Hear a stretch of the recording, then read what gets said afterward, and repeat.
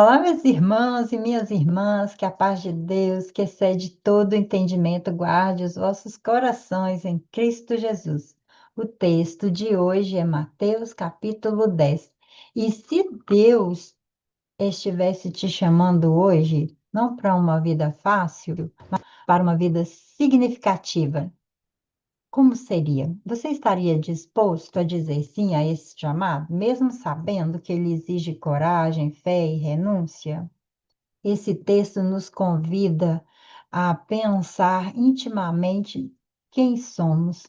E eu te convido já a começarmos a leitura do texto e entendermos esse chamado. Mateus capítulo 10. E chamando seus 12 discípulos, deu-lhes poder sobre os espíritos imundos para os expulsarem e para curarem toda enfermidade e todo mal. Ora, os nomes dos 12 apóstolos são estes: o primeiro, Simão, chamado Pedro, e André, seu irmão, Tiago, filho de Zebedeu, e João, seu irmão, Felipe e Bartolomeu, Tomé e Mateus, o publicano, Tiago, filho de Alfeu, e Lebeu, apelidado Tadeu, Simão, o cananita, e Judas Iscariotes, aquele que o traiu.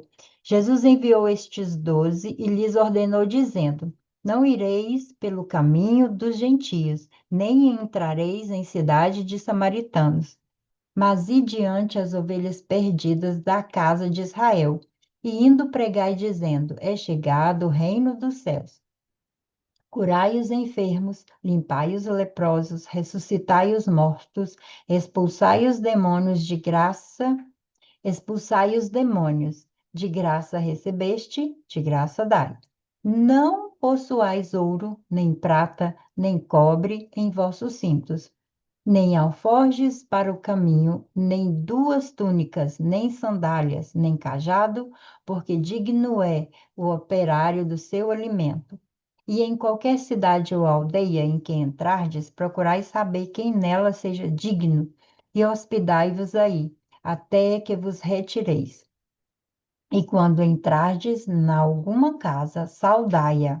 E se a casa for digna, desça sobre ela a vossa paz. Mas se não for digna, torne para vós a vossa paz. E se ninguém vos receber, nem escutar as vossas palavras saindo daquela casa ou da cidade, sacudi o pó dos vossos pés.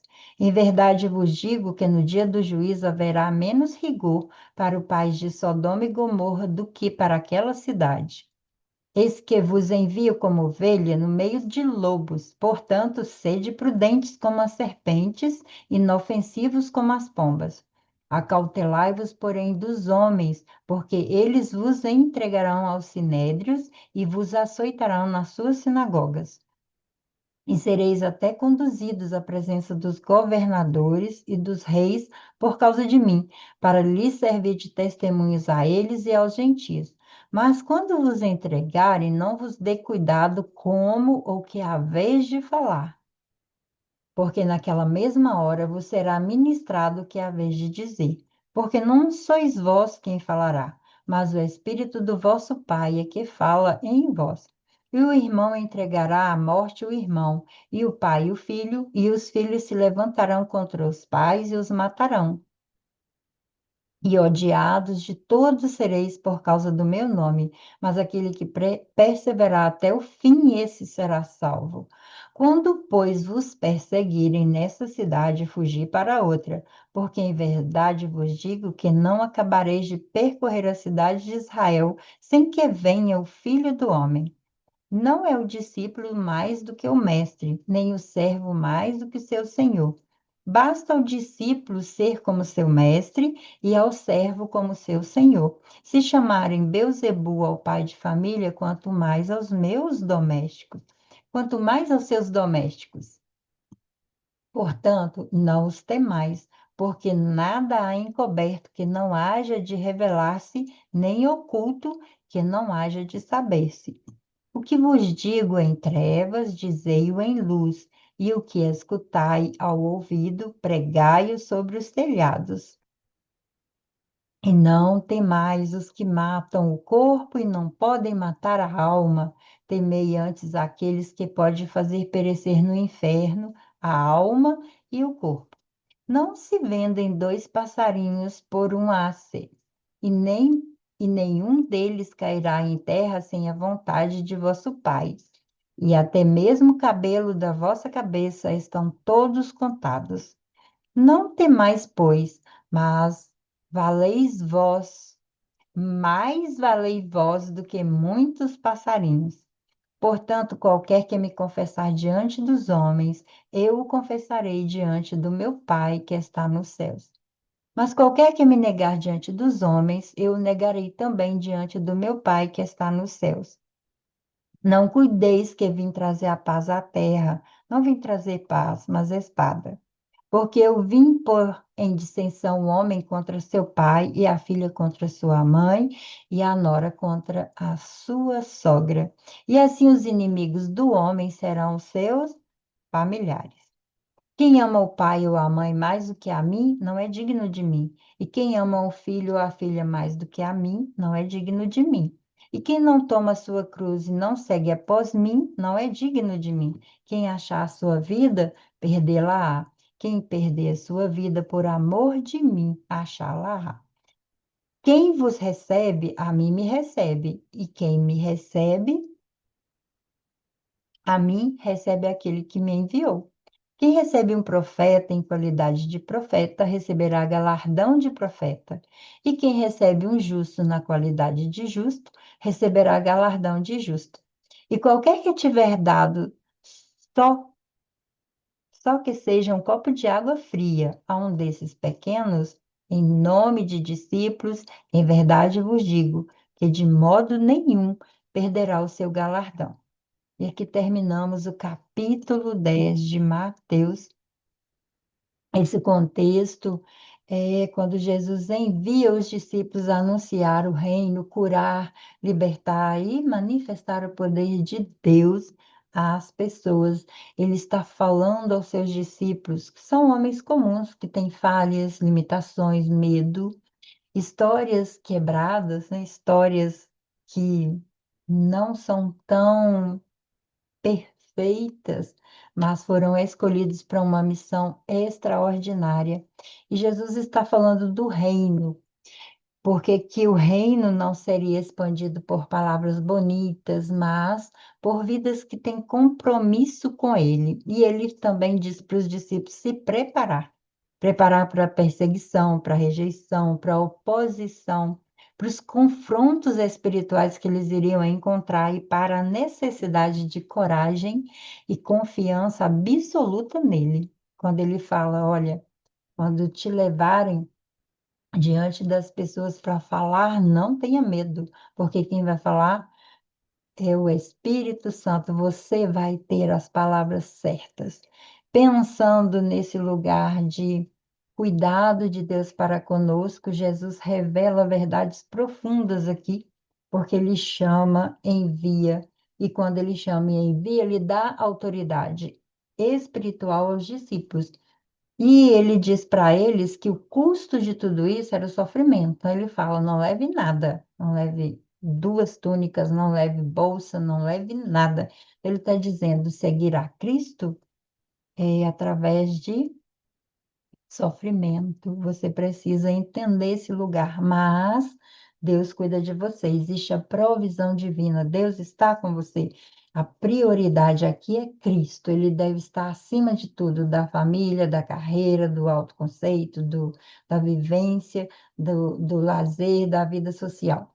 E aí ele diz que existe uma recompensa. A recompensa é eterna. Nada daquilo que se faz em nome de Jesus é perdido. E aí Jesus deixa claro: quem toma a cruz e me segue, ele é digno de estar comigo, mas quem não faz isso não é digno de mim. Então ele está dizendo que o caminho é estreito, que o caminho é apertado, mas que ele sempre estará com os discípulos, assim como ele estará conosco também. Olhando para todo o contexto, enfrentar rejeições é entender a sua identidade em Cristo, para que você realmente tenha maturidade emocional para lidar com isso, com as oposições, com as críticas, com as acusações, ter coragem para permanecer no valor de Cristo. Ter essa segurança para não depender de aprovação das outras pessoas, para trabalhar para Cristo, desenvolver esse propósito. E esse medo que Jesus coloca que os discípulos teriam, por acaso, se eles fossem rejeitados, açoitados ou levados à presença de alguém para falar em nome dele, Jesus disse: Eu vou falar na boca de vocês, eu vou enviar vocês como ovelha no meio de lobos. Ele já estava preparando os discípulos, eles iam enfrentar lugares desafiadores. E aqui ele está dizendo para que eles tenham sabedoria, discernimento, vigilância emocional para passar por tudo isso. E ele diz também do cuidado, que ele conduz, que ele toma conta, que ele está sempre atento aos detalhes, ele cuida, ele vê, ele conduz a nossa vida em cada detalhe. Para eu aplicar isso em minha vida, no meu viver diário, há momentos que Deus nos envia para falar, ajudar, ensinar, construir, apoiar, e às vezes o ambiente é hostil. Mas Jesus estará conosco, Ele está sempre presente. Em muitas situações hostis, eu preciso lembrar que Ele está ali, auxiliando. Em lugares de coragem, em lugares de missão, exige aí a coragem, a fé, a determinação. A coragem nasce desse lugar de entender que Deus está presente, Deus está ali, Deus sempre contempla cada momento do nosso viver. Quando você precisar dar um passo de fé, Deus está junto. Quando você precisa se posicionar, Deus está ali. Quando você precisa obedecer, mesmo sem entender, Deus está ali. E aí eu deixo uma reflexão final para você. Qual é o chamado que você sabe que Deus te entregou, mas que ainda tem medo? Tem um medo aí que te impede de viver esse chamado. Deus, ele não chama pessoas prontas, ele prepara aqueles que dizem sim para o chamado dele. Então vamos orar?